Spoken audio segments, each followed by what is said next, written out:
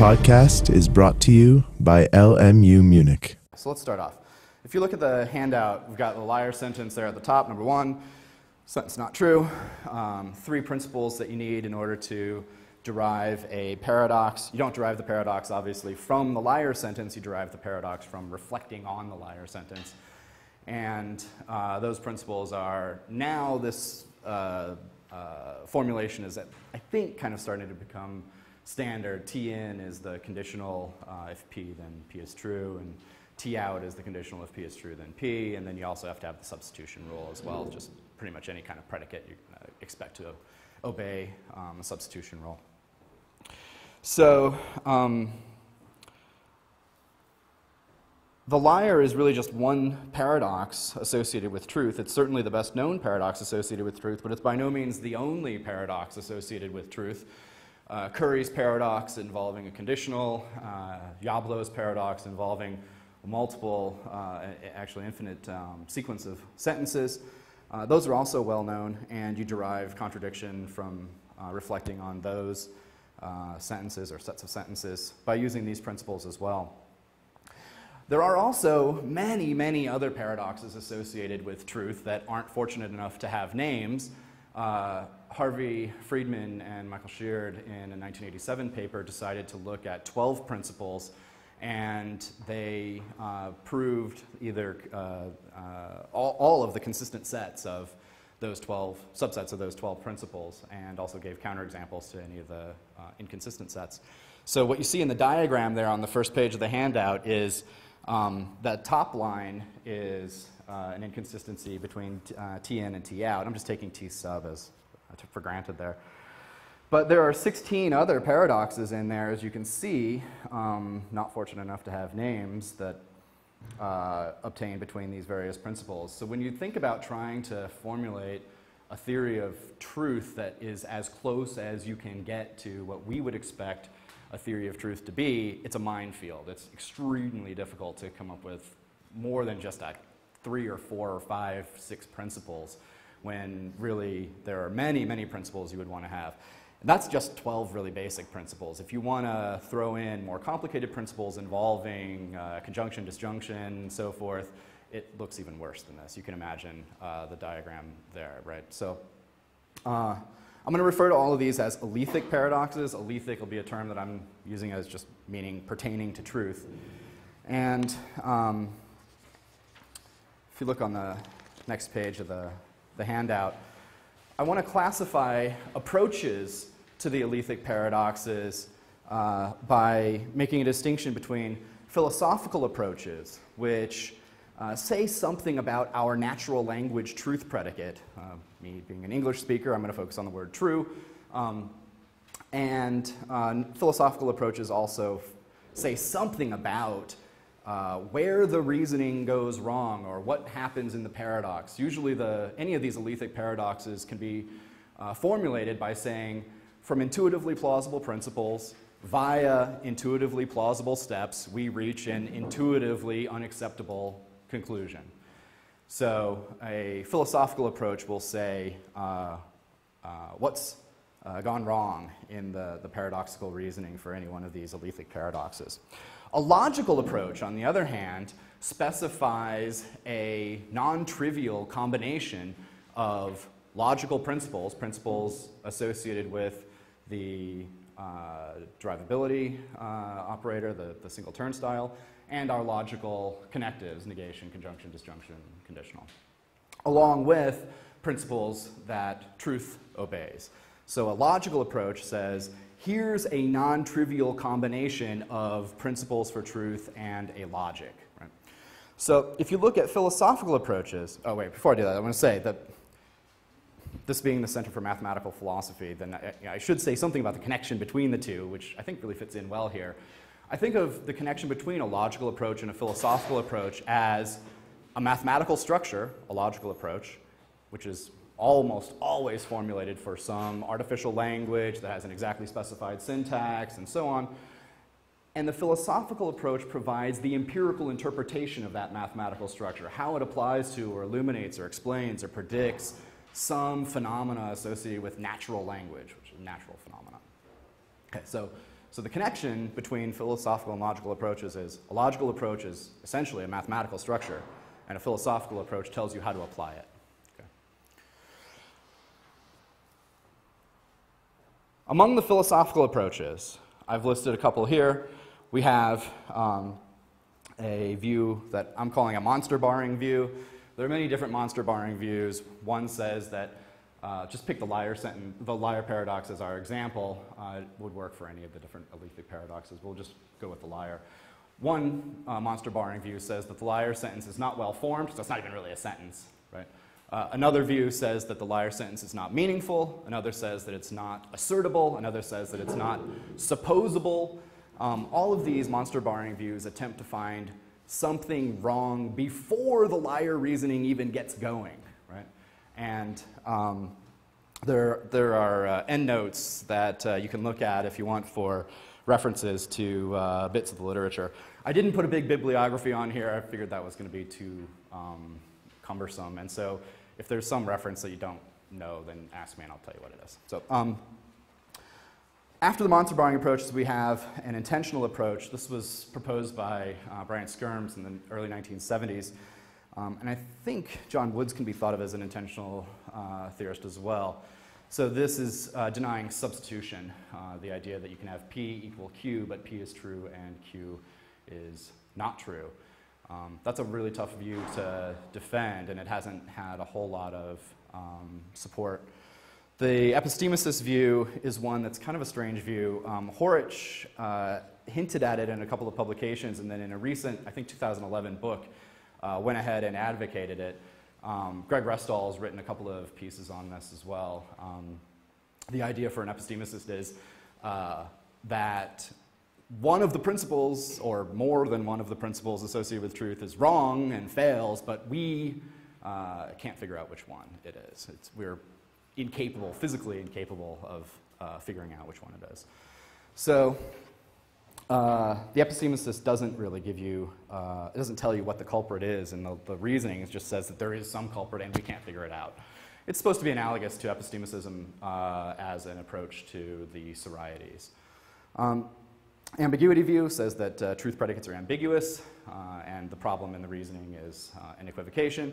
A contextual view says that truth predicates are indexicals, or if you're Michael Glansberg or Parsons, then you think that it's not that the truth predicate is an indexical, it's rather that the entire sentence has a hidden quantifier and quantifies over propositions, but the quantifier shifts around to avoid the paradox. Circularity view is associated with Anil Gupta and Newell Belknap. The idea is that the truth predicate is a circularly defined, expresses a circularly defined concept, and they provide a theory of circularly defined concepts with its own logic, and the problem with the reasoning is that it violates that logic of circularly defined concepts. An indeterminacy view is probably the most popular one right now. Hartree-Field is an indeterminacy theorist, and along with many other folks. There, the idea is that it's just indeterminate whether the liar is true or not true. And finally, an inconsistency view. There's really two kinds of inconsistency views. One is a dialethic view, which says that the constitutive principles, or the analytic sentences, if you want to go with analyticity, associated with true or truth, are themselves inconsistent. Maybe inconsistent given some extra background assumptions about the language, that it can refer to its own syntax or what have you. The dialetheist says that those constitutive principles are nevertheless true, and so the conclusion of the reasoning is also true. The reasoning is sound, and we get a contradiction at the end of the reasoning, and we should accept that that contradiction is true. The non-dialetheist inconsistency view says that one or more of those constitutive principles fails, and that's the problem with the reasoning. It's constitutive, but it's not true. Okay. My view is a non-dialetheist inconsistency view, the view I'll be presenting today. So you flip over and we get the logical approaches. Here I'm stealing from Hartree-Field's recent book, the 2008 Saving Truth from Paradox. This is his classification scheme with a little bit of addition from me to take into consideration some other views that are in the literature. So the logical approaches are classified by the kind of logic and the truth principles that the truth predicate obeys. Okay, so just go through the truth principles. They are T in, T out. Those were on the first page. Right? And then here we have T intro and T lim. Those are inference rules. In classical logic, T in and T intro are going to be equivalent. T out and T lim are going to be equivalent. But in non-classical logics, they might come apart. Okay?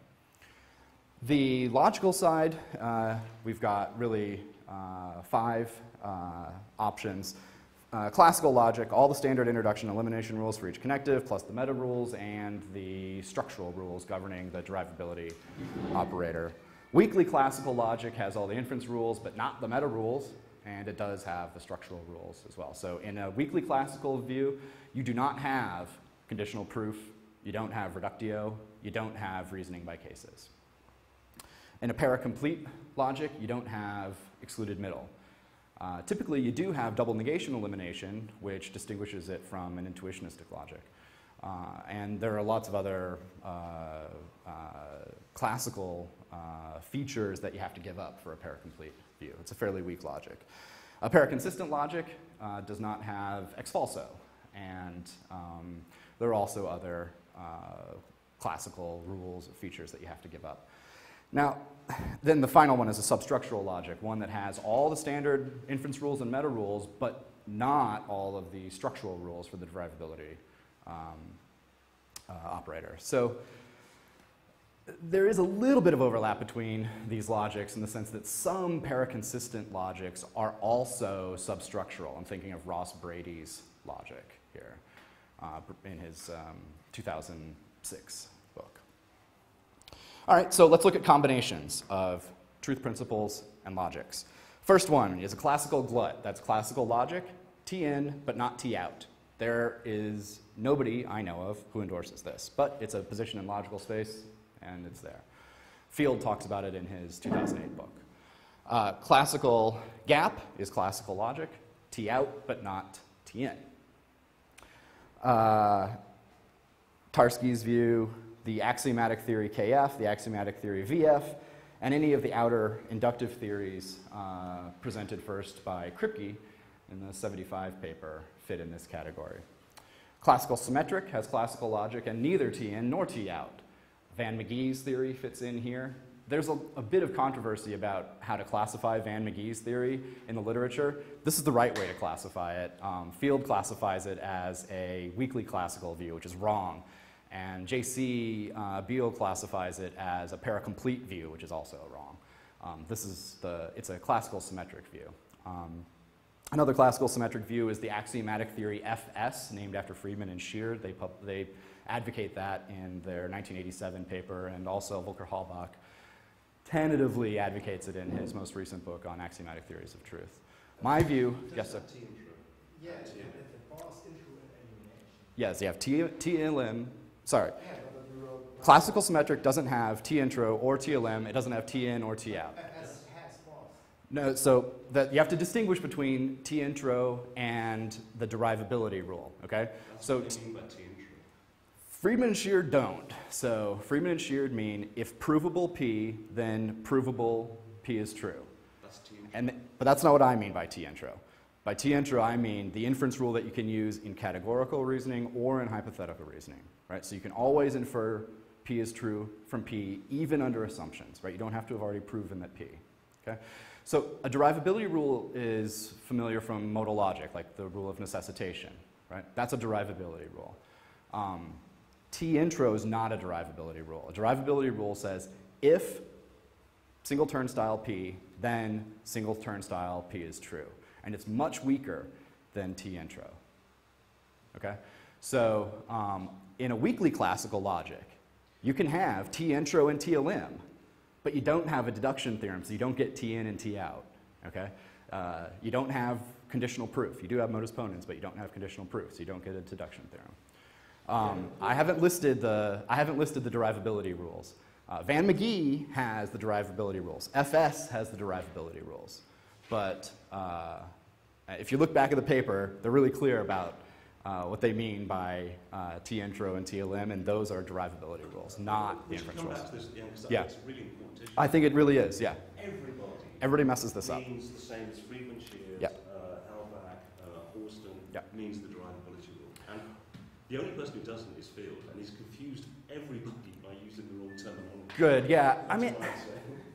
but think about the usual view on an intro and a lim terminology, right? Usually an introduction rule is not a derivability rule. Think about conjunction introduction. That's not a derivability rule. That's just an inference rule, right? Conjunction elimination, not a derivability rule, just an inference rule. David Hilbert. We've So- had this discussion so many times. Okay. So, but you don't like a natural deduction system at all, though, right? It's totally confusing. You must use Gensen sequent calculus, or you must use the Hilbert-style system. You must do that, otherwise everyone gets confused. I'm not going to be limited in my proof theory by that. Yeah. These are Gensen rules. Yeah, they are. I mean, natural deduction rules, you just write them in Gensen style. The same thing happens with Halbach. Halbach agrees with me, and all the experts agree with me. It doesn't really matter. All you have to do is figure out the terminology. Agreed. And there are 3 rules. T-in, which is the conditional. Everybody agrees on that. Yeah. There's T-intro. It's my talk, so I'm going to use my terms, right? T-intro is an inference rule that you can use whenever you want, hypothetical or categorical. Yeah. And then there's the derivability rule. Provable P, then provable P is true. Which is just necessitation. It's just necessitation. That's right. That's exactly right. So those are 3 rules. The conditional is the strongest, the inference rule is the middle, and the derivability rule is the weakest. And as long as we keep that straight, we should be okay. We shouldn't have any confusions. Those are 3 different rules. But FS does have necessitation and... Right, the derivability rule. and- Right, but not T-intro. Okay. Right? Yeah. Okay. Okay, so FS does have both derivability rules. You can have derivability both ways without getting the liar. No problem. You just can't do that under assumptions in a natural deduction system, under hypotheses. So that's the classical symmetric view, and that's also what caused all the confusion with McGee, classifying McGee. McGee has both derivability rules, right? Both directions for derivability, but not the inference rules. You can't infer P is true from P under assumptions in McGee's system. That's what caused all the confusion with McGee as well. So there's 3 different rules, 3 different views, and it's crucial, absolutely, to keep these separate. Okay, so my view is going to be a classical symmetric view. The view I'm defending here today is classical symmetric. All right. Weakly classical, you got weakly classical logic, and you have T-intro and T-elim, but because you don't have conditional proof, you cannot get the conditionals. You cannot get T-in and T-out. Okay? Examples, Gupta and Belknap's revision theory, plus supervaluation theories from Kripke's 1975 paper, which actually predate the Kripke paper, Bos van Fraasen's 1968 paper. It's actually 1970, I think, where he first formulates it as an approach to the liar, endorses an inner supervaluation view. That's a weakly classical view. Paracomplete, you have paracomplete logic plus T-in and T-out, the strongest principles. Examples are Scott Soames and Hartree-Field. Paraconsistent, you've got paraconsistent logic, T-in and T-out. Examples, J.C. Beale, Graham Priest, Ross Brady. Substructural, you have substructural logic, T-in and T-out. Examples, Weir, Neil Tennant has long endorsed something like this kind of covertly. He's got a couple of early papers from, I think, 1985 and then 1994, maybe, that hint at this kind of view, and then recently he's been putting out a more explicit version of this view that denies transitivity. Other substructural views deny contraction. Dave Ripley is also a transitivity denier. Flip the page. Following diagram depicts some familiar combinations of philosophical and logical approaches. So we have the orthodox approach that Kripke rails on in the 1975 paper there at the top. That's a combination of an ambiguity philosophical view and a Tarskian hierarchy view. I'm not going to go through each one of these. The really take-home message here from this diagram is that for any philosophical view, it can be paired with multiple different logical views. You can have multiple different mathematical structures to model any given philosophically interesting phenomenon, and vice versa. For any mathematical structure, you can give multiple different philosophical interpretations of it. So A contextual view, advocated by Burge, Simmons, Glansberg, and Lionel Shapiro there on the left, can be, you can use multiple different mathematical structures to model that. Vice versa, think about the outer revision theory. Lionel Shapiro treats it as a contextual view, whereas Gupta and Belknap treat it as a circularity view, and Steve Yablo treats it as an inconsistency view in an unfortunately underappreciated paper from 1993. That's really the take-home message here. If you don't make a distinction between philosophical and logical approaches, then you will be confused about what the genuine rivals are. You might think that a revision theory and a context dependence theory are rivals, right? But that's not right. A context dependence theory is a philosophical theory. A revision theory is a logical theory, and Lionel Shapiro says, hey, we can actually put these two together, and they work sort of pretty well together, right? So if you don't make this distinction, then you don't know who the enemy is, and you don't know who your friends are, okay? That's the big take-home message. All right. Finally, I've got the last diagram here is the triangle diagram. The left side of the triangle and the right side of the triangle are the previous diagram, and the bottom of the triangle is views on the nature of truth. We've got deflationism, epistemic views, and so forth. I've only included in this diagram people who advocate all three components of a view on truth. So you've got Barwise and Etchemendy, Gupta and Belknap, Horwich, Rustall, McGee, Soames, and so forth. The dotted line there is the view that I defend. I am not going to talk about this bottom bit. I just threw this in here for some fun. So if you want to talk about that, I'm psyched to talk about various triangles in this triangle diagram, but I'll leave that open for conversation. Okay? On the back, you've got the notes. All right, so that's the background. How's my view? I'm advocating an inconsistency view. I think that truth is an inconsistent concept. What does that mean? It means that the concept of truth has certain constitutive principles, and those principles, given certain empirical facts about our natural language, are inconsistent. Okay? What are those facts about our natural language? Well, we can talk about our own syntactic features, right? We can talk about our own sentences, we can have names for our own sentences, definite descriptions refer to our own sentences, and so forth. Okay? So at the top of the handout that's going around, a theory of inconsistent concepts, concepts inconsistent with respect to some facts, if and only if, set consisting of its constitutive principles, and statements of those facts are inconsistent. What's a constitutive principle? Ouch, that's tough. Really hard to explain. If you want to talk about that, I am happy to talk about my views on constitutive principles in Q&A. I've got lots of views on that, and it's not an easy thing to give a careful theory of, especially given Quine's attack on analyticity and not falling into the same sorts of problems that the traditional views on analyticity have. Plus, there's a gigantic literature on analyticity and constitutive principles that you have to contend with. So that's tricky. I'm going to set that aside for this talk. Okay? Next point is the replacement strategy. That's the second major component of the theory, and that's what distinguishes me from all the other non-dialethic inconsistency folks out there, which include Chihara, Yablo, Doug Patterson, maybe Jody Azuni, it's hard to say exactly, and yeah, several other folks. They all want, Matty Eklund might even be the most well-known. They all want to retain the concept of truth. I want to replace it. They want to use the concept of truth that they say is inconsistent in their theory of that very inconsistent concept. Okay? And you can, it doesn't take a stretch to see that there's going to be trouble brewing if that's your strategy. My strategy is the concept of truth is useful, it's inconsistent, its inconsistency impedes its utility, and so we need to replace it for certain purposes. Now I want to be really clear. I'm not an eliminativist about truth. I do not think that we need public service announcements or put up flyers and advocating, telling people to stop using the word true, right? That's not my view, okay? Use the word true, it's fine.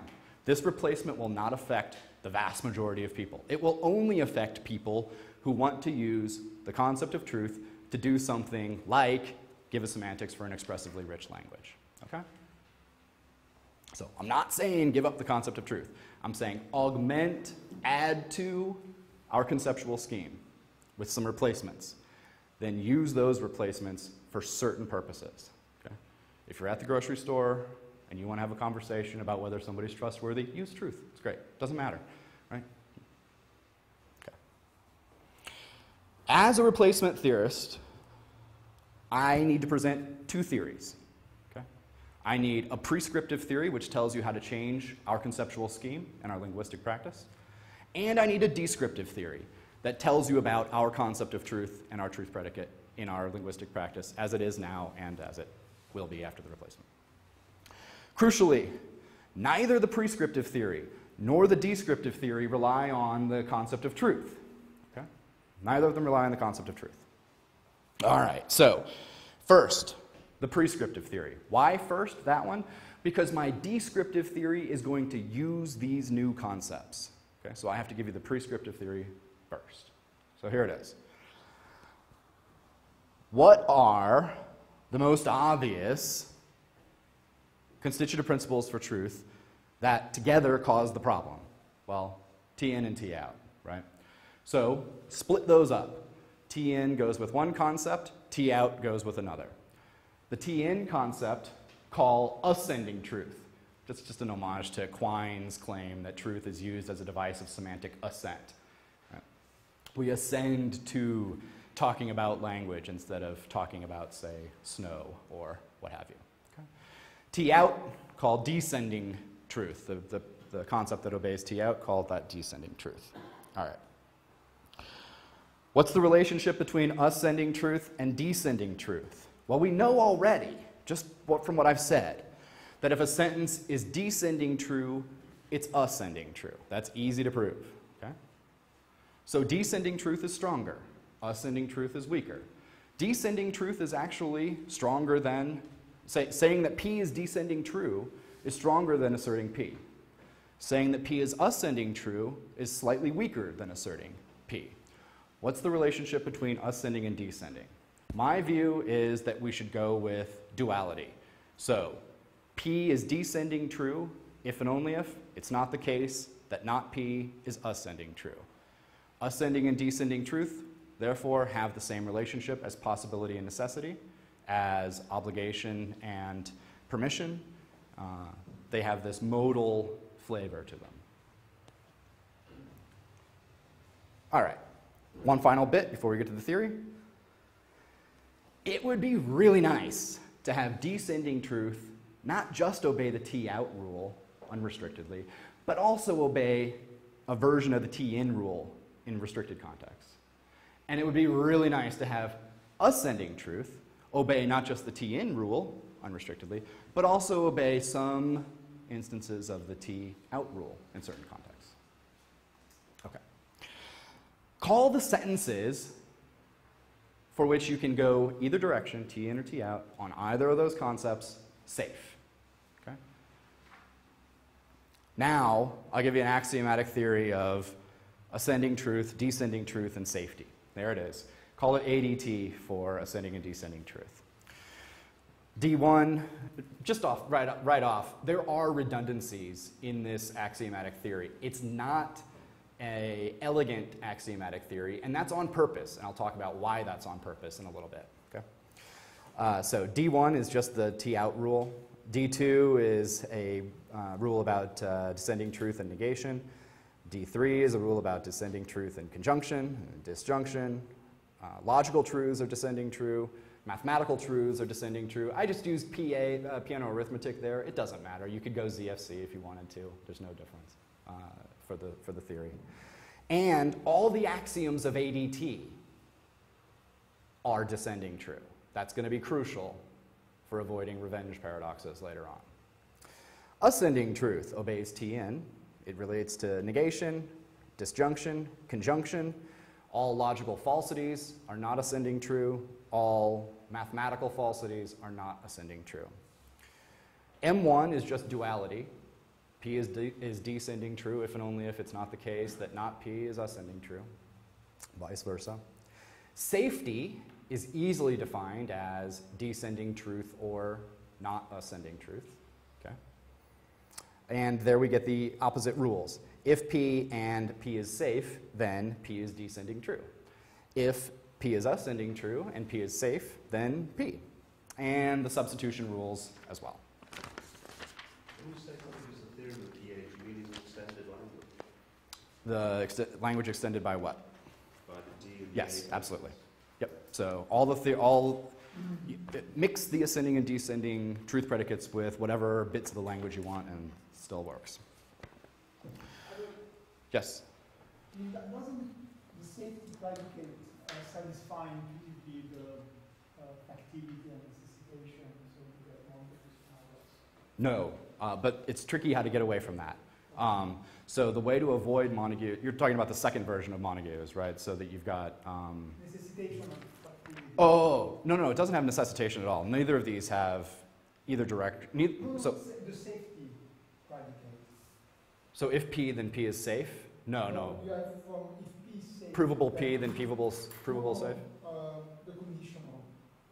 Safe P, then P. Right, That's activity for safety. right. And then you have that, provable, reliable in the system. P, then provable P is safe. Yeah, Yeah, exactly. no, you don't have, that. you do not have that, yeah. Actually, you don't have either of those principles. So you're not going to run into Montague's paradox with safety. Safety is just defined in terms of ascending and descending truth. Technical term. It's a technical term, absolutely. All three of these. Doesn't mean safety. No. All three of these terms, think of ADT as giving you an implicit definition of all three terms simultaneously. Don't think of it as you have an antecedent grasp on safety that then you use to understand ADT. Sorry, yeah, I didn't understand what you were getting at. That's the right way to think about it, okay? Yeah, shoot. Just to be sure, so you mentioned redundancy, right? So M3 and M4, Yeah. they are redundant. There's tons of redundancies. Yeah, tons of them. And in fact, I would have thrown in more if I had had more space, and if I had really the inclination to throw in more. Because here's what's going to happen: all the axioms of ADT are descending true, but not all the theorems of ADT are descending true. Okay, so descending truth is not preserved by modus ponens, and that's from Montague's theorem.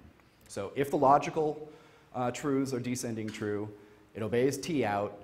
All the instances of T out are descending true, then it cannot be closed under modus ponens. Okay? So I want all the axioms, I want as many axioms as possible to be descending true. So that's why I have the redundancy. There's no funny bits. Yeah, go ahead. The final thing is that the background logic is classical logic. Absolutely classical. There is no messing with the logic. As an inconsistency theorist, the problem is with truth, not with any of our logical notions, right? So there's no reason to be messing with the logic. And I'm not someone to think that classical logic is sacrosanct. I rather think that we should adopt methodological classicism for approaches to the paradoxes. An approach to the paradoxes should be compatible with classical logic. And if you think that classical logic's not the right logic, well, then you should argue for that based on logic. Right? Not because you want to accommodate some defective concept like truth. Right? There's no funny business with any of these predicates. They're not context sensitive, they're not ambiguous, there's no unarticulated constituents, they're not weird in any way. Okay? Guiding principle for interpreting ADT is that ascending and descending truth should be as close as possible, which means there should be as few unsafe sentences as possible when you apply the mathematical structure to natural language. It's easy to show that all grounded sentences in a first-order predicate calculus with an ascending truth predicate, a descending truth predicate, and a safety predicate, and means for referring to its own syntax are safe. So all grounded sentences, in Kripke's sense of grounded, are safe. Okay, and lots more too. So, for example, D1, many instances of D1 are ungrounded, but they're still safe. Okay? So it goes beyond groundedness. Safety does. Now let's look at some examples. You can, of course, formulate sentence 2, which says that sentence 2 is not ascending true, and sentence 3, which says that sentence 3 is not ascending true, and sentence 3 says 3 is not descending true. How do we deal with these? Well, these are both unsafe. They are both ascending true and not descending true. Okay? Now, if you have any experience with the truth literature, the next thing that you're going to do is try to find a revenge paradox here, right? And the obvious way to find a revenge paradox would be with sentence 4 or sentence 5. 4 says 4 is not either not ascending true or it's unsafe. And sentence 5 says it's either not descending true or it's unsafe. Just as a side, if you look at Kripke's fixed point approach dealing with the strong cleaning scheme, a sentence like this will sink that approach, right? But not here. You can easily show that 4 and 5 are unsafe. They're ascending true, not descending true, and there's no way to get a contradiction from either of them via any type of revenge paradoxical reasoning. We can talk about truth teller sentences. 6 says 6 is ascending true. 7 says 7 is descending true. Those are both actually safe in the semantics that I advocate, which I'm not presenting to you guys today because it's really complicated. Those are both safe, maybe surprisingly. They're ungrounded, of course, but they're both safe. 6 is descending true, and 7 is not ascending true. So a surprise there, perhaps. You might look at ADT and say, what assurances do I have that there's not contradictions lurking in here? Well, you can use the semantics for ADT, which again I'm not giving you today, to prove a relative consistency theorem pretty straightforwardly from soundness. Okay? If you want to ask questions about the semantics, I'm happy to do so. It's a possible world semantics for these predicates following some work by Hannes Leikeb and some others in giving possible world semantics for predicates. So much for the prescriptive theory. Now you guys, everyone here at least, you all have your conceptual repertoires extended by a little bit. Okay, so you all now have some new concepts. Good for you. Now let's use them, okay? And we'll use them in the descriptive theory.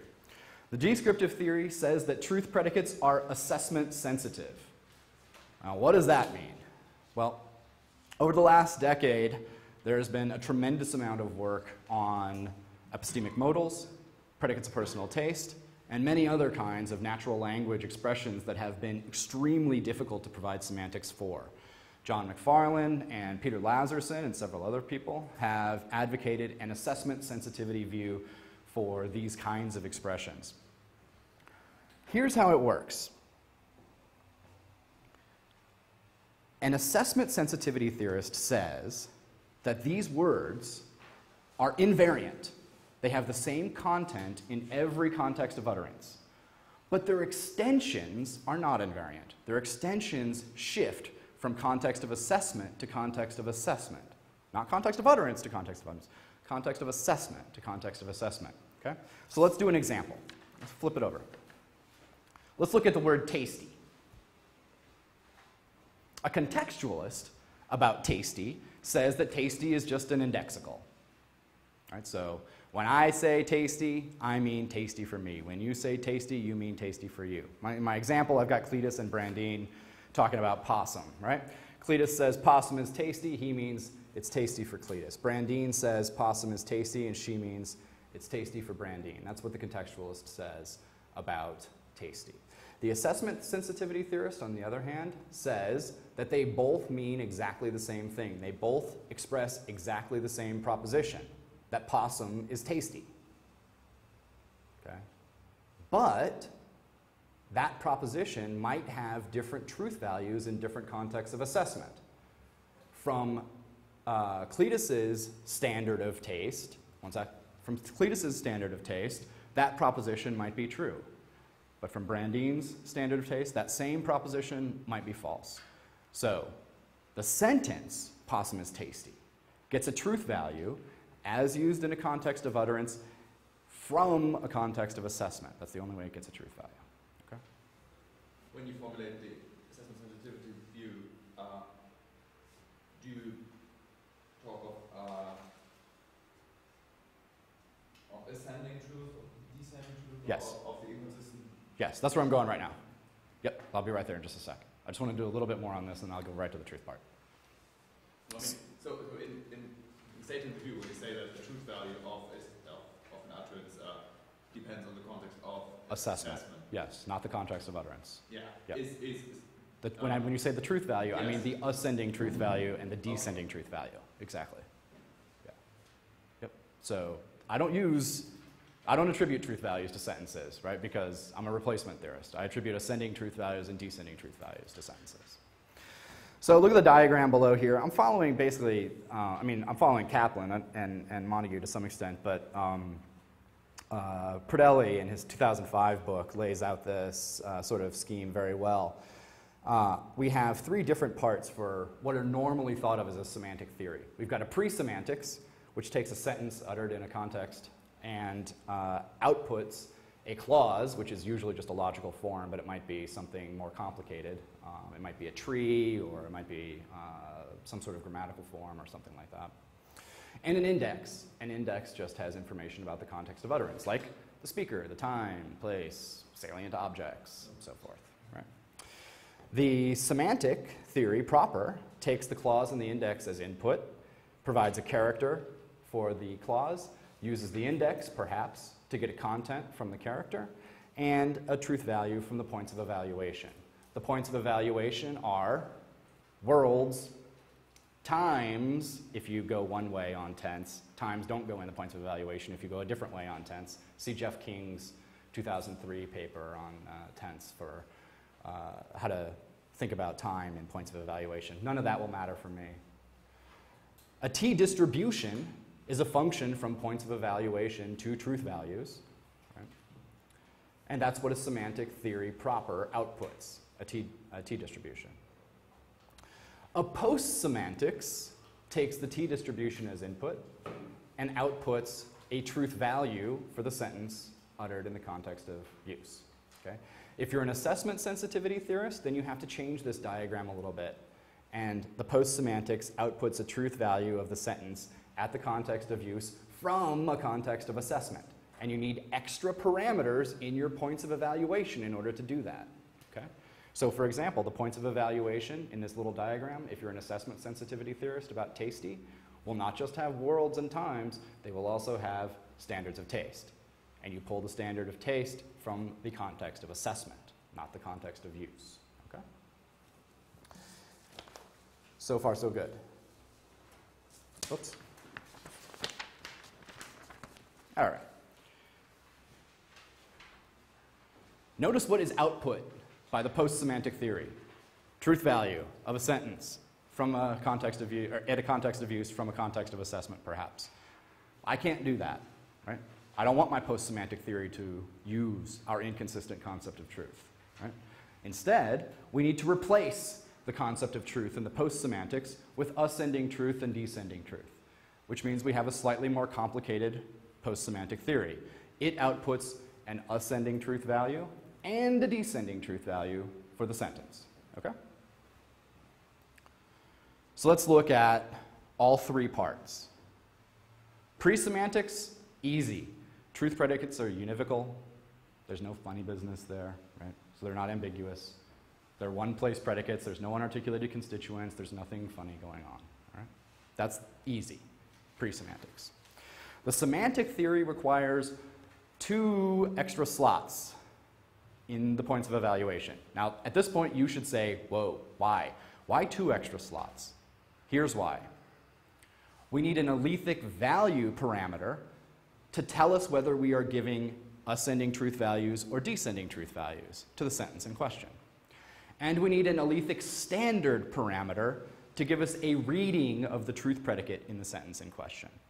So from the ascending Aletheic value parameter, we get an ascending truth value. From the descending Aletheic value parameter, we get a descending truth value. Okay? From an ascending Aletheic standard, we read the word true in the sentence uttered as if it were ascending true. And from a descending standard, we read the word true in the sentence uttered as if it were descending true, right? As if it were that word, a different word. Right? So we treat the sentence as if it had different words in it depending on the Aletheic standard. Okay? There's 2 Aletheic values, 2 Aletheic standards. That's how we change our semantics proper. The post-semantics looks like this. We need X is ascending true in a context U from a context A, U for use, A for assessment. There's no context sensitivity here, so you can just forget about the U, but it's in there for just being thorough. And we also need X is descending true in a context U from context A. Those are 3-place predicates. They're univocal, they're invariant, there's no funny business associated with them at all. Here's our post-semantic theory. A sentence P is ascending true at U from A if and only if the content assigned to the clause representing P in the semantics with respect to the index of U is true at the point of evaluation. Those are hyphenated. WVS. W is the world, V is the ascending value, and S is the Aletheic standard. Notice, ascending true is italicized and ascending standard is italicized. Those go together. The ascending values give you the ascending truth values. Right? Look at the next one. A sentence is descending true at U from A if and only if the content assigned to the clause representing P with respect to the index for U is true at a point of evaluation, WVS, where W is the world, V is the descending value, because we're attributing a descending truth value here, and S is the Aletheic standard from the context of evaluation, context of assessment. An argument's valid if and only if, for every point of evaluation, for all lambda in big lambda, all the members of lambda are true at E, then phi is true at E. At this point, an obvious objection comes up. You say, Kev, you've got true at a point of evaluation in there. I thought you were replacing the concept of truth. What happened? Right? I've only replaced it in the post-semantics. I haven't replaced it in the semantic theory. Why not? The notion in the semantic theory is truth in a model, not truth. That's just a mathematical concept. Okay? There's nothing wrong with math. That is truth. That's truth in a model. Yeah. It's just a mathematical concept. It's purely definable in terms of set theory if you want. And I'm not messing with set theory. I'm not messing with math. I'm not messing with logic. I'm messing with truth. Okay? Okay? So the semantic theory should be thought of as a mathematical theory, that it gets applied to a natural phenomenon, natural language, in this theory. Okay? So truth in a model is fine as it is. It does not need to be messed with. Truth at a point of evaluation is fine as it is. It is mathematical. It doesn't obey T in. It doesn't obey T out. There's no reason to think that you can derive contradictions from it. If you can derive a contradiction from it, how's this? Write a paper about it, publish it. Now you've got an inconsistency in ZFC, and you're famous. Okay? So if ZFC is okay, truth in a model is okay. Now let's look at the application. Let's look at a liar sentence. Number 1 again. The truth predicate here is assessment sensitive, which means it gets an ascending truth value and a descending truth value from context of assessment, okay? Only relative to an Aletheic standard. Let's look at the liar reasoning here, laid out in my crappy Fitch-style argument there. I'm also not just doing it sloppily, but I'm being extra sloppy because I'm hiding my modus ponens uses in there because I'm applying the conditionals. You can follow it. It's easy to use. I could do, it's super sloppy, but you guys are all smart and can figure out exactly how to read it, right? So we've got our assumption for reductio, 1 is true, and we derive that 1 is not true is true, and then from T out, 1 is not true. That's our reductio, so we get 1 is not true from that, and we get substitution, T in and then substitution to 1 is true, and that's our contradiction. Where does it go wrong? It goes wrong in the step from 2 to 3, and it goes wrong in the step from 4 to 5. Why? Because from a descending standard, from a descending point of evaluation, a point of evaluation with a descending standard in it, any Tn move for 1 is going to be invalid because 1 is unsafe. From an ascending standard point of evaluation, any T out move is going to be invalid for 1 because 1 is unsafe. Okay? So, it is not the case that the move from 2 to 3 or the move from 4 to 5 are valid or preserve truth at a point of evaluation. So those are both invalid. That's where the argument breaks down in two separate places. All right? Finally, look at a teller, 9. 9 is true. It's assessment sensitive, but it has a different status from the liar. The liar is ascending true from every point of evaluation, every context of assessment, and the liar is also not descending true from every context of assessment.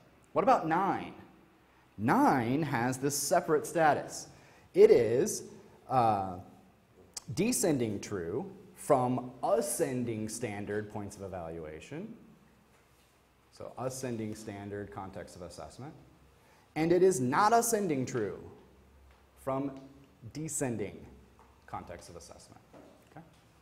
So they have separate statuses. That's a nice feature of the theory. You treat the liar and the truth teller differently. They're different. They're not the same. You can't derive contradictions by thinking about the truth teller. Okay? Lots of theories treat them the same. This one treats them very differently. Sum up, truth is an inconsistent concept.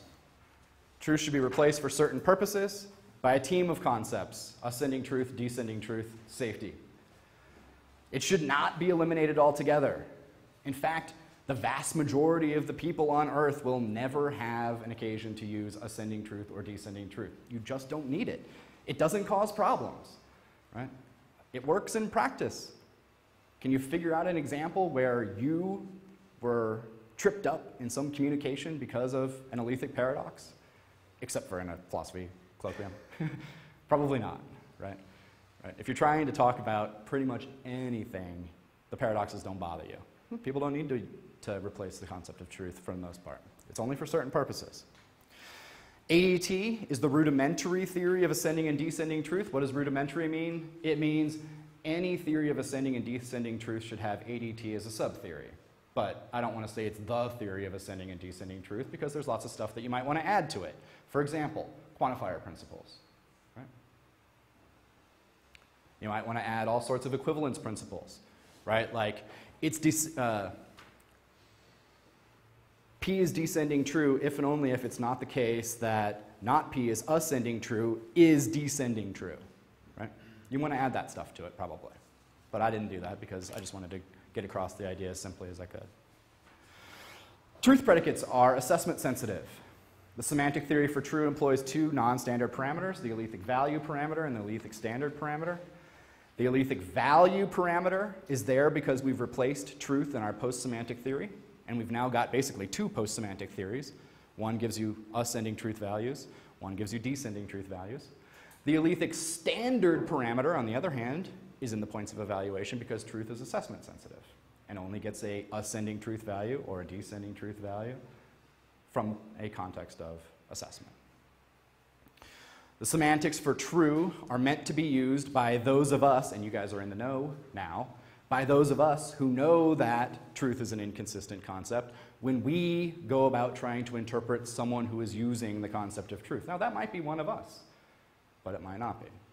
I am not saying that this semantic theory describes the way everyday people use the concept of truth. It is usable by those of us in the know to interpret users of truth. The theory of truth and the theory of ascending truth and descending truth is compatible with classical logic, fully compatible with classical logic, not weakly classical logic, classical logic. It requires no object language, meta language distinction. All of the axioms of ADT are descending true, so it's not self-refuting. I can assert all of the axioms of descending true, no problem, or all the axioms of ADT, no problem. And so neither theory, the theory of ascending and descending truth, nor the semantic theory for the word true is revenge generating. Neither of them generate any kind of revenge paradox at all. So it's perfectly fine to have a language that expresses the theory of ascending and descending truth and the theory of truth itself in that very language.